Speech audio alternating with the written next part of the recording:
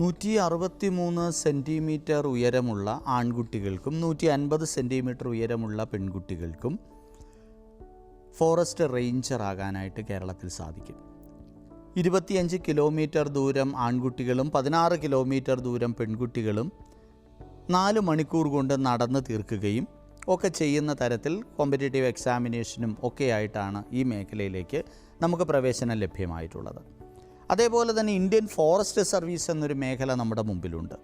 അഖിലേന്ത്യാ മത്സര പരീക്ഷയായിട്ടുള്ള Indian forest service എഴുതുന്നതിനും ഇത്തരത്തിലുള്ള പഠന മേഖലകളിലേക്ക് ചെന്നെത്തുന്നതിനും ഒക്കെയുള്ള ഒരു സാധ്യത തുറക്കുന്ന പഠന മേഖലയാണ് ഫോറസ്ട്രി എന്ന് പറയുന്നത്.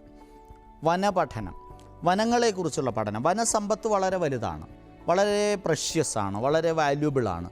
അതിനെ സംരക്ഷിക്കുകയും അതിനെ കൃത്യമായിട്ട് ചൂഷണം ചെയ്യുകയും ചെയ്യുന്ന, ഉപയോഗപ്പെടുത്തുകയും ചെയ്യുന്ന പഠന മേഖലയാണ് ഫോറസ്ട്രി എന്ന് പറയുന്നത്. നീറ്റ് എക്സാമിനേഷൻ്റെ സ്കോർ പ്രകാരമാണ് നമുക്ക് ഫോറസ്ട്രി BSc ഫോറസ്ട്രിക്ക് അഡ്മിഷൻ കിട്ടുക. അപ്പോൾ ഈ ഒരു പഠന മേഖലയിലേക്ക് വരാൻ ആഗ്രഹിക്കുമ്പോൾ ധാരാളം തൊഴിൽ സാധ്യതകൾ അവിടെയുണ്ട്. ലോഗർ എന്ന് പറയുന്നൊരു തൊഴിൽ മേഖല ഫോറസ്ട്രിയുമായിട്ട് ബന്ധപ്പെട്ടതാണ്. അതായത് വെട്ടി അല്ലെങ്കിൽ നമ്മൾ കടപുഴകി വീഴുന്ന തടികൾ ഒക്കെ അതിൻ്റെ ഇനം തിരിക്കുകയും അതിനെ ഉപയോഗപ്പെടുത്തുന്ന തരത്തിലേക്ക് മാറ്റുകയും ഒക്കെ ചെയ്യുന്നത് ഈ ഒരു മേഖലയിൽ പ്രവർത്തിക്കുന്ന ആൾക്കാരാണ്. ലോഗേഴ്സ് എന്നാണ് അവരെ വിശേഷിപ്പിക്കുക.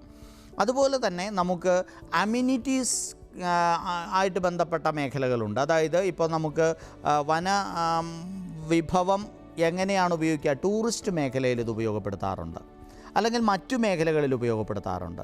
അപ്പോൾ അമ്യൂണിറ്റീസ് ഹോർട്ടിക്കൾച്ചർ എന്ന് പറയുന്നൊരു പഠന മേഖല നമുക്ക് ലഭ്യമാണ്.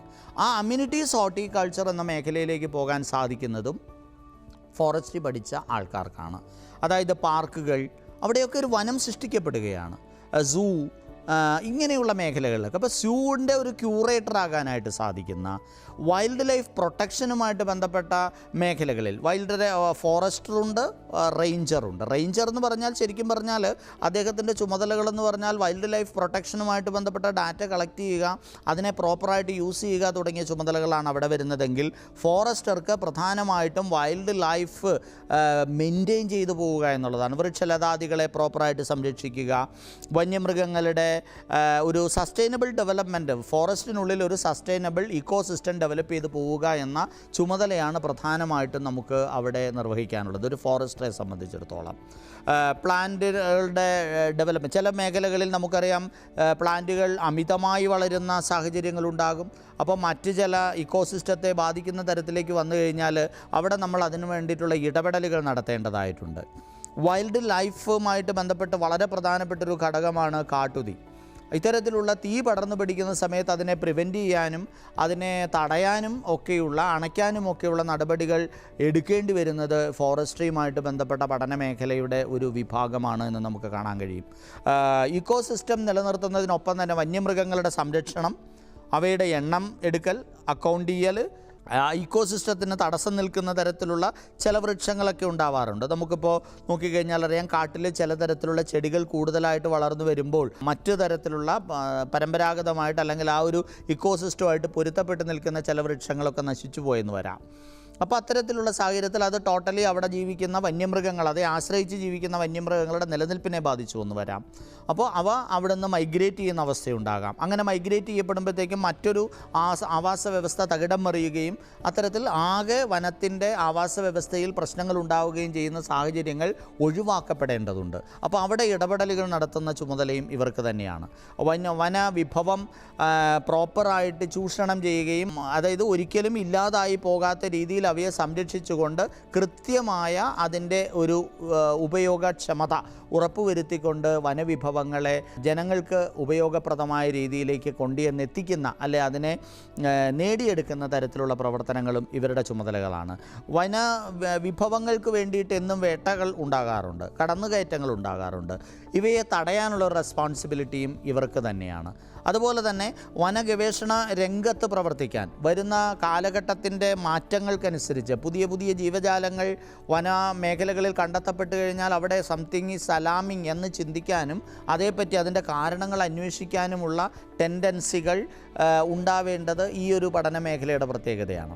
അപ്പോൾ വളരെ ഐസൊലേറ്റഡ് ആയിട്ടുള്ളൊരു ലൈഫ് ചിലപ്പോൾ വഹിക്കേണ്ടി വന്നേക്കാം. കാടിനുള്ളിൽ പുറം ലോകവുമായിട്ട് ബന്ധമില്ലാതെ മൊബൈൽ ഫോൺ റേഞ്ച് ഇല്ലാതെയൊക്കെ ഒരുപക്ഷെ ജീവിക്കേണ്ട സാധ്യതകളുണ്ടാകും. ഇപ്പം നമുക്കറിയാം, ചന്ദന മരങ്ങൾ സംരക്ഷിക്കുന്നതിന് ഫോറസ്റ്റ് ഉദ്യോഗസ്ഥർ ഓരോ ചന്ദനമരത്തിൻ്റെയും ചുവട്ടിൽ അതിൻ്റെ അടുത്ത് തന്നെ ടെൻ്റ് അടിച്ച് അത് സംരക്ഷിച്ചുകൊണ്ട് ഇരിക്കുന്ന സാഹചര്യമൊക്കെ നമ്മുടെ നാട്ടിലുണ്ട്. അപ്പോൾ ഇതെല്ലാം ഈ ഒരു ഫോറസ്ട്രിയുടെ പഠന മേഖലയുടെ പ്രത്യേകതകളാണ്. ഉരുൾപൊട്ടലുകൾ ഉണ്ടാവാം, അല്ലെങ്കിൽ മറ്റേതെങ്കിലും അഗ്നിപർവ്വതം നമ്മുടെ നാട്ടിൽ കുറവാണ്, അല്ല മറ്റ് രാജ്യങ്ങളിലൊക്കെ അതുണ്ടാകാം. അപ്പോൾ ഇങ്ങനെയുള്ള നിരവധിയായ വനവുമായിട്ട് ബന്ധപ്പെട്ട വനത്തിൻ്റെ നിഗൂഢതകളുമായിട്ട് ബന്ധപ്പെട്ട മേഖലകൾ, പാമ്പുകൾ, ആ പാമ്പുകളും വന്യജീവികളും നാട്ടിലേക്ക് വന്നു കഴിഞ്ഞാൽ അവയെ അവിടുന്ന് റെസ്ക്യൂ ചെയ്തിട്ട് തിരിച്ചതിൻ്റെ ആവാസ വ്യവസ്ഥയിൽ കൊണ്ടുവന്ന് വിടുന്നതും ഒക്കെ ഈ പഠന മേഖലയുടെ പ്രത്യേകതയാണ്. അപ്പോൾ വനം വന്യജീവികളുമായിട്ട് വളരെ അടുത്ത് ഇടപഴകാനും അതേക്കുറിച്ച് വളരെയധികം അറിയാനുമുള്ള ഒരു താല്പര്യമുള്ള ഒരു കുട്ടിക്ക് മാത്രമേ, അതേപോലെ തന്നെ ഫിസിക്കലി വളരെ ഫിറ്റായിരിക്കണം. കാരണം കാടിനുള്ളിലുള്ള അറ്റ്മോസ്ഫിയർ അല്ല നാട്ടിലുള്ള അറ്റ്മോസ്ഫിയർ. അപ്പോൾ വളരെ ആരോഗ്യപരമായ മികവുള്ള ആൾക്കാർക്കായിരിക്കും പലപ്പോഴും ഈ മേഖലയിൽ പ്രവർത്തിക്കാനും അല്ലെങ്കിൽ അവിടെ ഒരു തൊഴിൽ കണ്ടെത്തി മുന്നോട്ട് പോകാനും സാധിക്കുക. അപ്പോൾ അങ്ങനെ താല്പര്യമുള്ള ആൾക്കാർക്ക് ഫോറസ്ട്രി ഒരു മികച്ച സബ്ജക്റ്റാണ്. അവിടെ തന്നെ ഫോറസ്ട്രിയിൽ തന്നെ വിവിധ മേഖലകൾ നമുക്ക് സ്പെഷ്യലൈസ് ചെയ്യാൻ പിന്നീട് സാധിക്കും. സിൽവി കൾച്ചർ അത് ഒരു പഠന മേഖലയാണ്. MSc പ്രോഗ്രാം ചെയ്യാനായിട്ട് അവൈലബിൾ ആണ്. നമുക്ക് അഗ്രികൾച്ചർ യൂണിവേഴ്സിറ്റിയുടെ കീഴിൽ plant pathology, forest tree breeding പോലുള്ള സബ്ജക്റ്റുകൾ ഒക്കെ നമുക്ക് പഠിക്കാനായിട്ട് ഉപരിപഠനത്തിനുള്ള സാധ്യതകളുണ്ട്. ഇത് കൂടാതെ Indian institute of forest research എന്നൊരു സ്ഥാപനത്തിൽ വേണമെങ്കിൽ നമുക്ക് ഫോറസ്റ്റ് സസ്റ്റൈനബിൾ ഡെവലപ്മെൻറ്റിലൊക്കെ പോസ്റ്റ് ഗ്രാജുവേറ്റ് പ്രോഗ്രാംസ്, ഡിപ്ലോമ പ്രോഗ്രാംസുകളൊക്കെ മാനേജ്മെൻറ്റ് മേഖലയിൽ ചെയ്യാനായിട്ട് സാധിക്കും. സസ്റ്റൈനബിൾ ഡെവലപ്മെൻറ്റും ഒക്കെ, അതായത് വനത്തിൻ്റെ സസ്റ്റൈനബിൾ സുസ്ഥിര വികസനം ലക്ഷ്യമിട്ടിട്ടുള്ള പഠന മേഖലകൾ നമുക്കവിടെ ലഭ്യമാണ്. അത് വേണമെങ്കിൽ ഓപ്റ്റ് ചെയ്യാവുന്നൊരു സബ്ജക്റ്റാണ്. അതുപോലെ തന്നെ ഈ ഒരു മേഖലയിൽ പഠിക്കാൻ ആഗ്രഹിക്കുന്ന കുട്ടികൾക്ക് ബോട്ടണി റിലേറ്റഡ് ആയിട്ടുള്ള സബ്ജക്റ്റുകളിലൂടെ ഉപരിപഠനം നടത്തി മുന്നോട്ട് പോകാനായിട്ട് സാധിക്കുന്ന അവസ്ഥകൾ അതിന് സമാന്തരമായിട്ടുണ്ട്. ഫോറസ്ട്രി എന്ന് പറയുന്ന സബ്ജക്റ്റ് പഠിക്കാത്ത കുട്ടികൾക്കും ഫോറസ്റ്റുമായിട്ട് ബന്ധപ്പെട്ട മേഖലകളിൽ പ്രവർത്തിക്കുന്നതിന് സാധിക്കുന്നത് പലപ്പോഴും ബോട്ടണി, സുവോളജി സബ്ജക്റ്റുകൾ എടുത്തിട്ടാണ്. മ്യൂസിയം ക്യൂറേറ്റർ എന്ന് പറയുന്ന പോസ്റ്റിൽ മൃഗസംരക്ഷകനായിട്ട് വർക്ക് ചെയ്യാൻ കഴിയുന്നതും ഇത്തരത്തിലുള്ള ആൾക്കാർക്കാണ്. ഫോറസ്റ്റുമായിട്ട് ബന്ധപ്പെട്ട മറ്റൊരു പ്രധാനപ്പെട്ട മേഖലയാണ് ഫോറസ്റ്റിനുള്ളിലുള്ള, അതായത് സർക്കാർ കൃഷി ചെയ്യാൻ അനുവാദം കൊടുത്തിട്ടുള്ള, മരങ്ങൾ വെട്ടി നശിപ്പിക്കാതെ പ്ലാന്റേഷൻസ് നടത്താൻ അനുവാദം കൊടുത്തിട്ടുള്ള ചില മേഖലകളുണ്ട് രാജ്യത്ത്. ആ മേഖലകളിൽ പ്രവർത്തിക്കുന്നതും അതിൻ്റെ ആ ഒരു മരങ്ങൾ നശിപ്പിക്കപ്പെടുന്നില്ല എന്നും ഇക്കോസിസ്റ്റം ഡാമേജ് ചെയ്യുന്നില്ല എന്നും ഒക്കെ മനസ്സിലാക്കുന്നതിനും അത് ഉറപ്പുവരുത്തുന്നതിനുള്ള റെസ്പോൺസിബിലിറ്റിയും ഇവർക്ക് തന്നെയാണ്. അപ്പോൾ കാടിനുള്ളിൽ മാത്രമല്ല, കാടിന് പുറത്ത് ധാരാളം വനവുമായിട്ട് ബന്ധപ്പെട്ട ധാരാളം വ്യവസായശാലകൾ നമുക്ക് കാണാൻ കഴിയും. അതേപോലെ തന്നെ വനവുമായി ബന്ധപ്പെട്ട നിരവധി ഗവേഷണ സ്ഥാപനങ്ങൾ കാടിന് ഉള്ളിലും കാടിന് വെളിയിലും പ്രവർത്തിക്കുന്നുണ്ട്. ഇവിടെയൊക്കെ പ്രവർത്തിക്കുന്നതിന് സാധിക്കും. അപ്പോൾ വനം, വന്യജീവി സംരക്ഷണം, അതിൻ്റെ സുസ്ഥിരമായ വികസനം, മതിയായ പ്രിക്കോഷൻസ്, അതായത് കാട്ടുതീ അടക്കമുള്ള നാച്ചുറൽ കലാമിറ്റീസിൽ നിന്നും മറ്റു തരത്തിലുള്ള മനുഷ്യനിർമ്മിതമായ നാശപ്രവൃത്തികളിൽ നിന്നുമൊക്കെ കാടിനെ സംരക്ഷിച്ച് നിർത്തുകയും ലോകത്തിൻ്റെ ഇക്കോസിസ്റ്റത്തെ പ്രോപ്പറായിട്ട് മെയിൻറ്റെയിൻ ചെയ്ത് മുന്നോട്ട് കൊണ്ടുപോകാനും കഴിയണമെങ്കിൽ തീർച്ചയായിട്ടും വളരെ സിസ്റ്റമാറ്റിക്കായിട്ട് സബ്ജക്റ്റ് നോളജുള്ള ആൾക്കാരായിട്ടായിരിക്കണം ഇവർ പഠിച്ച് പുറത്തേക്കിറങ്ങേണ്ടത്. അതിനുള്ള സംവിധാനം തീർച്ചയായിട്ടും നമുക്ക് കേരളത്തിലുണ്ട്. മറ്റ് നാഷണൽ ലെവലിലുള്ള പല പല ഇൻസ്റ്റിറ്റ്യൂട്ടുകളുണ്ട്. ഇവിടെയൊക്കെ ഡിഗ്രിയും പോസ്റ്റ് ഗ്രാജുവേഷനും ഒക്കെ നമുക്ക് പഠിച്ചിറങ്ങുന്നതിനുള്ള അവസരങ്ങളുമുണ്ട്. പ്ലാസ്റ്റിക് അടക്കമുള്ള, അതായത് ടൂറിസ്റ്റ് സെൻറ്റേഴ്സിനെ ഡെവലപ്പ് ചെയ്യുകയും അതിനെ ഇക്കോ ടൂറിസം ടൂറിസം സിസ്റ്റം നിലനിർത്താനും കഴിയണം.